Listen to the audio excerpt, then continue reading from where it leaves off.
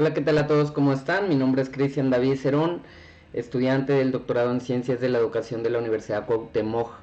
Y hoy vengo a explicarles un tema súper interesante acerca del desarrollo psíquico del niño, porque los docentes debemos saber estas etapas del desarrollo y sobre todo ciertas teorías que son constructivistas y que nos ayudan, por supuesto, a entender cómo aprende el niño, cómo se desarrolla la inteligencia, cómo son los diferentes procesos en los que se manifiesta el contacto con los objetos y las experiencias sociales, para finalmente fundamentar entonces todos estos entornos de aprendizajes que son didácticos y que están obviamente entrelazados con el proceso curricular de la escuela. Empezando, tenemos acá una línea de tiempo muy sencilla en la cual nosotros podemos observar estas diferentes etapas de las cuales nosotros vamos a hablar. Entonces, ¿qué podemos decir al respecto de ellas? Uno de estos es que inicia el desarrollo psíquico del niño prácticamente con el nacimiento, ¿sí? Este nacimiento es comparable con el crecimiento orgánico, es decir, a medida de que el niño se desarrollan diferentes etapas en su crecimiento y comienzan a aparecer diferentes momentos, ¿sí? Diferentes equilibrios, ¿sí? Diferentes sensaciones, inclusive comienza a existir la comparación de ese conocimiento orgánico con los inicios de los reflejos, que son tan importantes para el crecimiento del niño y sobre todo que deben estar permanentes y procesados a una edad específica de la infancia, ¿cierto? Los niños de 0 a 2 meses, de 2 meses a 3 meses, etcétera, hasta por lo menos los 2 años o 1 año y medio, guardarán unos reflejos que son fundamentales para su desarrollo. Básicamente nosotros sabemos que en esas teorías del desarrollo varios teóricos se han pronunciado, ¿cierto? Están, por ejemplo, las teorías sexuales de Freud, ¿cierto? La etapa anal, oral, fálica, etcétera, ¿sí? Y hay otras teorías que nos han ayudado a fundamentar, más allá de aquellos constructivistas como Vygotsky, Ausubel, Brunner, ¿sí? Bandura, que nos ayudaban a nosotros, que bueno, también eran conductistas y nos ayudaban a saber cómo aprende el niño.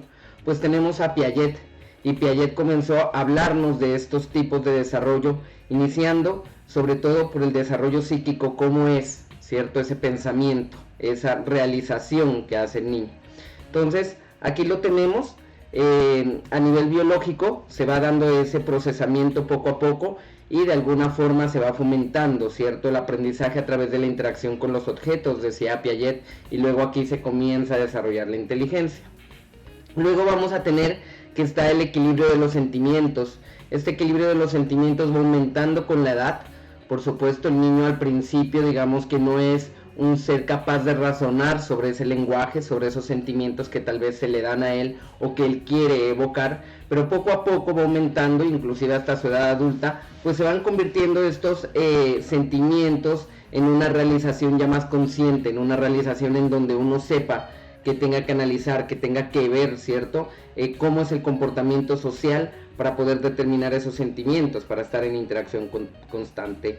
Luego nosotros vamos a ver en estos desarrollos también unos procesos de evolución que se van dando con los años, ¿cierto? De manera diacrónica, de manera sincrónica se van dando y finalizan de alguna manera todos estos procesos que anteceden, ¿cierto?, a los sentimientos que anteceden a estos desarrollos, ¿sí? De los cuales Piaget los mencionó, bueno, en 4 estadios, ¿sí? En 4 estadios operativos, y dan su paso pues a la evolución de la vejez, cuando ya el adulto comienza a tener otro tipo de operaciones tal vez un poco más complejas o procesadas sobre todos los aprendizajes que se han dado en su vida, ¿sí?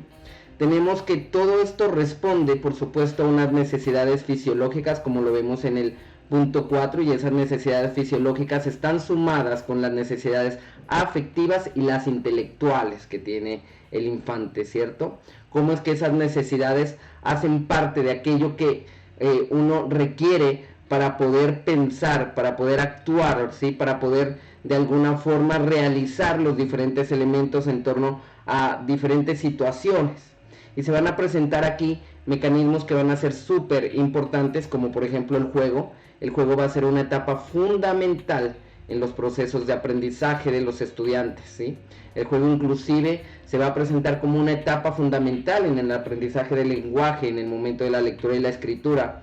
Va a ser una etapa que desarrolla la psicomotricidad fina, la psicomotricidad gruesa, los movimientos sacádicos, los movimientos corporales, ¿cierto? Toda la psicomotricidad en sí la mejora y lógicamente desarrolla la creatividad, ¿sí? Del infante, desarrolla los sentimientos, los pensamientos, la interacción con el otro, de que trata el constructivismo, ¿no? Recordemos que el constructivismo, más allá de que el personaje construya su propio conocimiento, también es, ¿cierto?, cómo lo construye también en lo social. Pues para esto entonces tenemos el constructivismo social, ¿cierto?, que también está mencionado por autores como Vygotsky, Ausubel, etcétera, ¿no?, como ya se los había mencionado antes. Entonces, miren cómo estas etapas se van desarrollando, ¿sí?, de manera diacrónica, y van considerando, ¿cierto?, diferentes estadios del desarrollo humano, diferentes formas, ¿sí? Luego tenemos la etapa número 5, que es la etapa de los reflejos. En esta etapa, como yo les decía, hay esos ajustes hereditarios, ¿cierto? Es una de las etapas iniciales que antecede a todo momento, ¿no?, de la vida humana. De hecho, los reflejos persisten, ¿no? Persisten dentro de nuestra vida. Al principio, cuando los bebés tienen esos reflejos, son importantísimos para el desarrollo neurofisiológico y neuropsicológico, pero igual hay unos reflejos que van a percibir, ¿cierto? Y que van a persistir en el orden, ¿sí?, de nuestra edad. Inclusive, recuerden que cuando uno le tocan o le pasan el dedo por la espalda, pues hay un reflejo, ¿cierto?, que de alguna forma ese reflejo ha sido hereditario, ¿cierto? Y es un reflejo que nos recuerda a esa etapa del desarrollo. ¿Listo? Luego nosotros vamos a tener una construcción acerca de las primeras etapas, ¿sí?, que Piaget las llamaba preoperatorias, ¿cierto?, sensoriomotrices, ¿no? Más bien las etapas sensoriomotrices. Entonces, en estas etapas sensoriomotrices, ¿sí?, que es como una de las primeras etapas que Piaget comienza a hablar sobre esos procesos que el niño hace, pues vamos a encontrar que hay unos desarrollos prácticos, ¿cierto?, de fijación frente a los elementos, frente a los objetos. Hay una adaptación, hay un conocimiento de los objetos a nivel visual, ¿cierto?, a nivel de la etapa oral. Inclusive recordemos que también los niños comienzan a conocer las cosas a través de esas etapas, y esas primeras percepciones que hay, ¿cierto?, con esas costumbres motrices, con esas organizaciones que se dan a nivel de diferentes posturas que el niño va pasando, y esos primeros sentimientos, ¿sí?, y esas situaciones, pues están de alguna forma relacionadas con estas etapas, ¿sí? Que nosotros miramos aquí la etapa número 7, en el numeral número 7 podemos ver la etapa sensoromotriz, ¿cierto?, que es esa fijación de la actividad, es decir, la actividad bajo la afectividad. El niño de los 0 a los 2 años comienza a fijar esos elementos afectivos. De ahí que la interacción con la madre, ¿cierto?, el entorno familiar sea pues muy básico, ¿no? Por eso nosotros miramos que a los niños pues se los consiente mucho, que se los acaricia, y ellos, lógico, buscan en eso y encuentran en esa necesidad pues la protección, ¿sí? Y van descubriendo la afectividad poco a poco, ¿sí? Luego tenemos la inteligencia intuitiva. Esta inteligencia intuitiva nos ayuda a entender que los niños hacen unas relaciones sociales, ¿sí? Ellos comienzan a estar sumisos frente al adulto, frente a las indicaciones del adulto, por el mismo aprendizaje, por las mismas conductas, ¿cierto? Y comienzan a generar sentimientos individuales. Es una etapa que se da de los 2 a los 7 años, ¿sí? Y que, bueno, estos sentimientos espontáneos se comienzan a dar de una forma antes de las operaciones. Por eso se llamaba entonces la operación preoperatoria, ¿cierto? Entonces el nivel de desarrollo cognitivo que Piaget propuso acá lo llamó así, ¿sí?, como preoperatoria. Entonces tenemos que las etapas son la sensoromotriz y la preoperatoria hasta el momento, ¿cierto? Luego vienen ya otras etapas del desarrollo que las vemos en el número 9, que es las operaciones concretas. En estas operaciones concretas, ¿cierto?, que se da de los 7 a los 11 años o de los 11 a los 12 años, ¿sí? Estas operaciones intelectuales concretas nos ayudan a entender que el niño comienza a desarrollar la lógica, comienzan los primeros inicios de la lógica, los sentimientos, la moralidad, ¿sí? Comienzan las percepciones del bien, del mal, ¿cierto? Y sobre todo las situaciones sociales de cooperación. Por eso nos encontramos a un niño de 5 años que le gusta cooperar mucho, que está en preescolar y que le gusta desarrollar, ¿cierto?, ese sentido de pertenencia. ¿sí? Ahora bien, mucho va a depender cómo nosotros lo formemos para que se desarrollen, pero son etapas que han ayudado a saber que ya están ahí, que están fundamentadas y que todos los seres humanos pasamos por ello, ¿sí? Hay otros autores, por supuesto, como por ejemplo Benavides 2011, en donde dice que hay otras posturas actuales, ¿no? Por ejemplo, este autor dice, bueno, hay otras posturas actuales a las que mencionaba Piaget, inclusive ya las etapas pueden pasar más rápido, la actualidad, la tecnología hace que esas etapas no se desarrollen en ciertas edades, pero lo cierto es que la teoría de Piaget todavía está vigente y la pedagogía se muestra como un campo para que la investiguemos, para que la practiquemos y sobre todo para que la comprobemos a través de las diferentes estrategias didácticas. Entonces, 3 etapas, ya vamos ahí con operaciones concretas y vamos a la cuarta con operaciones abstractas, ¿sí? ¿Ya?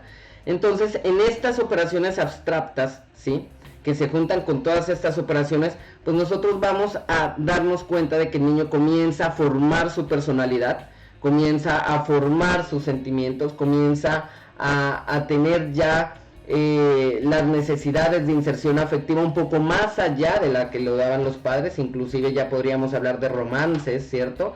Ya podemos mirar que hay una situación intelectual entre la cooperación que hay del lenguaje con los diferentes adultos, entonces ya hay un mecanismo de desarrollo, ¿sí?, que comienza a ser muy experimentativo, ¿no? Recordemos que frente a esto Brunner ya hablaba sobre el aprendizaje de experiencias y cómo entonces todos estos procesos se van dando a través de estas etapas para culminar ya con la operación formal. Las etapas de las operaciones formales de las que habla Piaget, pues nos dicen que se hacen ya los ajustes hereditarios, ¿cierto?